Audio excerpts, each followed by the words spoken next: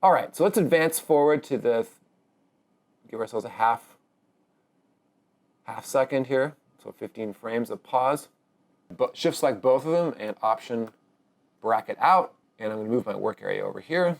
Let's make a new shape layer.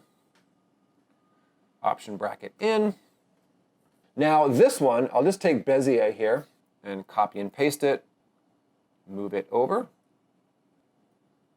So this now will be my text tool. I'm going to alter the title and call it Explosions. So go back to the first keyframe, make sure it's aligned right. Looks good to me.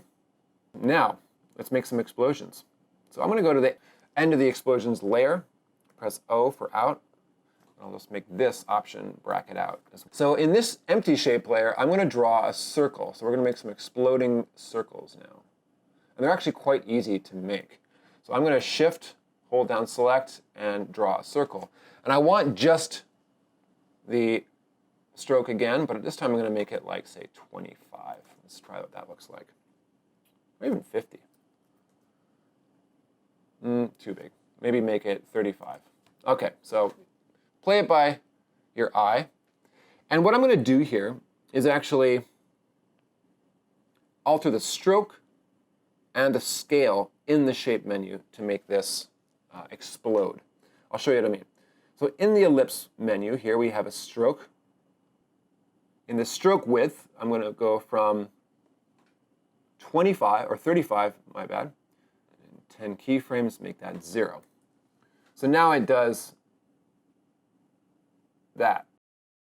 You see down here that the ellipse has its own transform menu that affects just that ellipse. Hit the keyframe for scale, press U on my keyboard, and then at that point, it's going to go 0 to 100. So it's going to do the opposite thing. So while the stroke width goes from 35 to 0, the transform scale in the ellipse is going to go from 0 to 100. So let's see what that looks like. So now you get this, and I'll just turn this one off so you can actually see it in its, you get this kind of like countervailing motion, gives you kind of an exploding circle, which is cool. Now, let's take that clip. I'm going to just option bracket out here.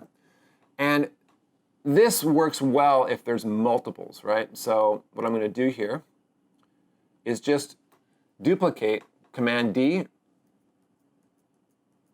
I'm going to make 10 of them. So now and they're not all going to happen at the same time. They're going to happen over the course of this whole.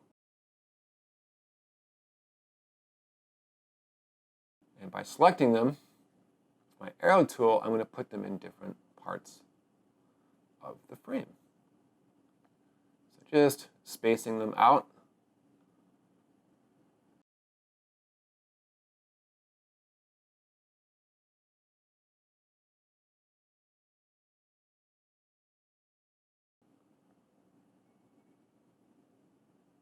Okay, that's pretty good.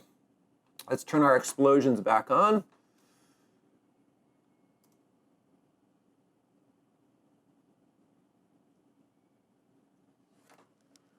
So pretty good.